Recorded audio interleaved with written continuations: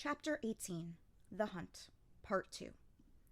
The soldiers serving as bodyguards were clearly distressed. The officials were discussing something amongst themselves, with occasional exasperated glances at Basen. It had now been 2 full hours since his master had left his seat, well beyond a reasonable amount of time to answer the call of nature. Basen knew it was too late to regret his decision not to accompany Jinshi. Anyway, Jinshi had specifically told him to stay behind. Basen had seen his father give some sort of instructions to that maid who was always with them. Basen grunted and furrowed his brow. Everyone told him he looked like his father when he did that. At this moment, though, his father, Gaoshun, remained expressionless, simply observing what was happening. Basen was directly involved, but today, Gaoshun was a bystander. He was just acting like the other officials.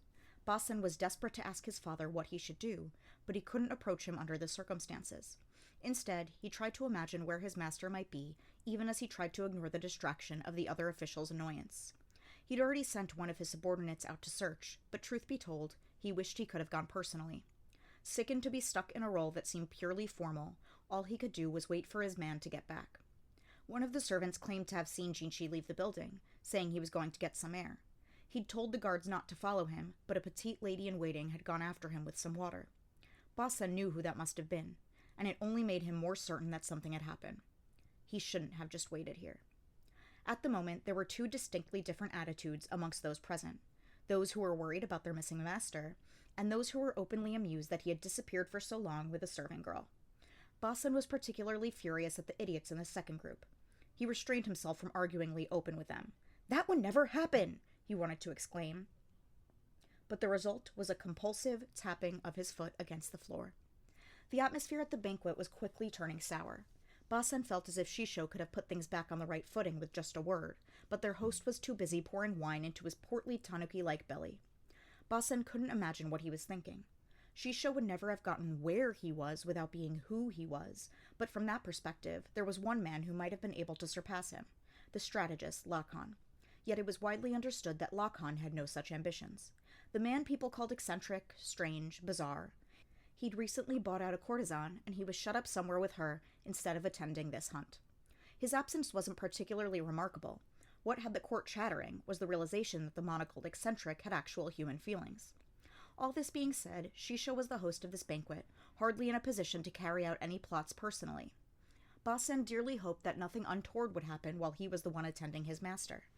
If anything did occur, he suspected it would be instigated by someone other than Shisho, that their host wouldn't be involved.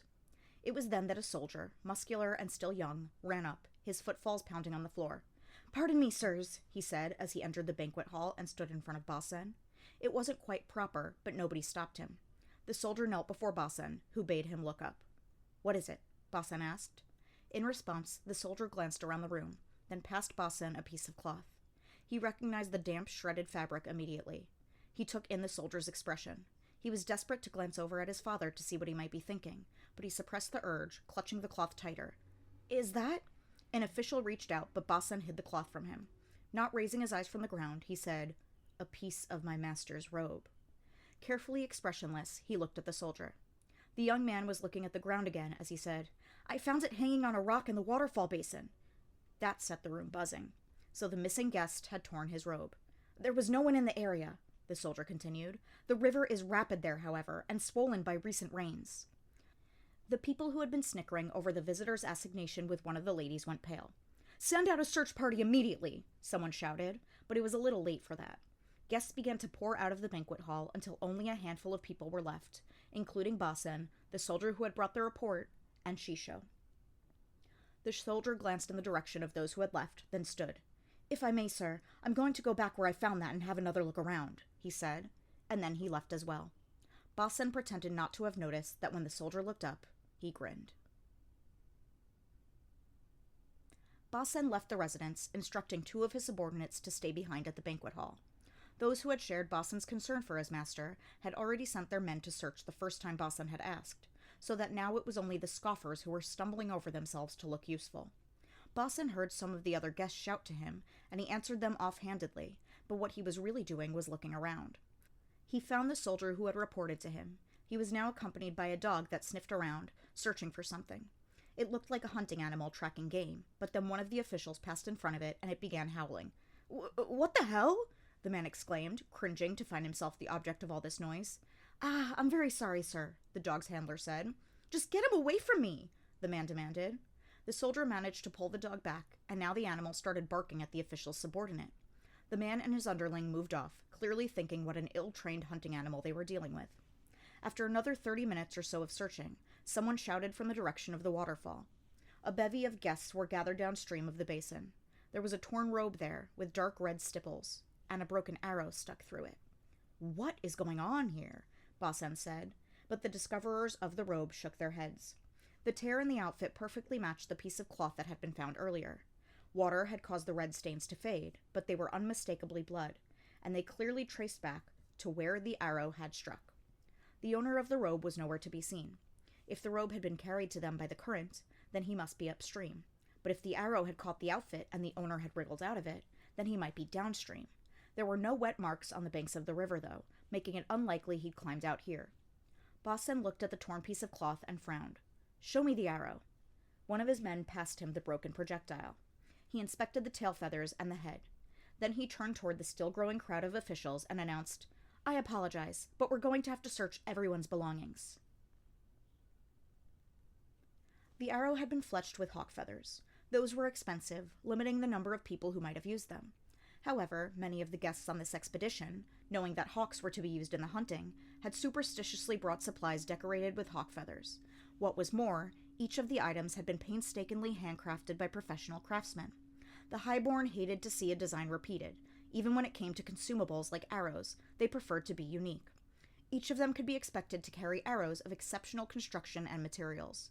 Though obviously displeased to find themselves objects of suspicion, the guest reluctantly complied, each producing the hunting implements from his carriage, appearing confident that no such arrow was to be found among his belongings. "Can you explain this to me?" Basen asked icily. "Just what is that?" responded the distressed owner of the arrow Basen was holding. His name was Lowen, a high official of the board that handled finance, but his title or station mattered little.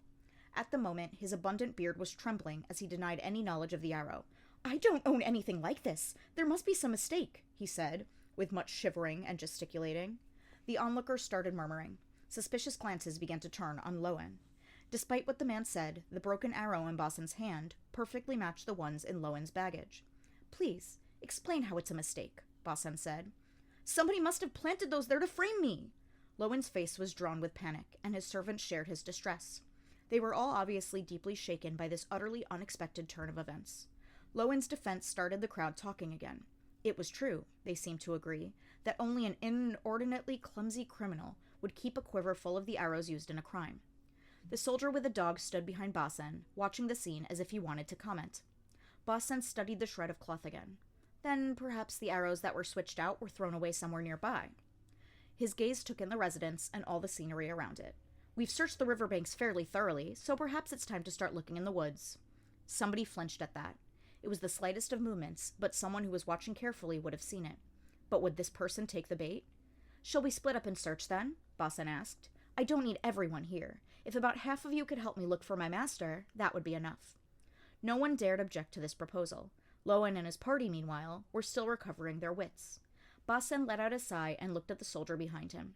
The man gave him a friendly smile. This would do it, Basen thought. He looked at the torn robe, openly annoyed. The fabric bore familiar handwriting.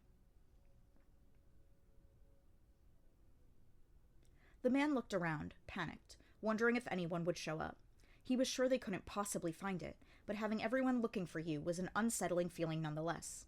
They would never find it, he was sure, but the thought naturally led him to edge toward it. He was in the woods, with its piles of fallen leaves and soft soil. The leaves were neatly scattered, so it wouldn't be noticeable at a glance. If that bunch of determined men started rooting through the leaves and digging in the ground, though, that might be a problem. What to do? The man was flustered. Why had that been there? The question hounded him. Maybe that was what made him more panicky than usual. When he arrived at his destination, he breathed a sigh of relief. Nothing had changed. The ground was undisturbed, just as he'd left it. "Is there something there, sir?" The man flinched at a voice from behind him. He turned to see a young woman with sopping hair holding a mud-stained, cloth-wrapped package. His eyes went wide. "Hey, that's—" The man reached out, but a large hand grabbed his wrist. He looked and saw the owner of the hand, a beefy soldier, the one with a hunting dog. For the second time that evening, the dog howled at the man. "Guess dogs don't like you much," the young woman said, asserting her grip on the package, her gaze cold. "I'm betting this is why you didn't want to hunt with them." From within the bundle, she produced a Feifa gun.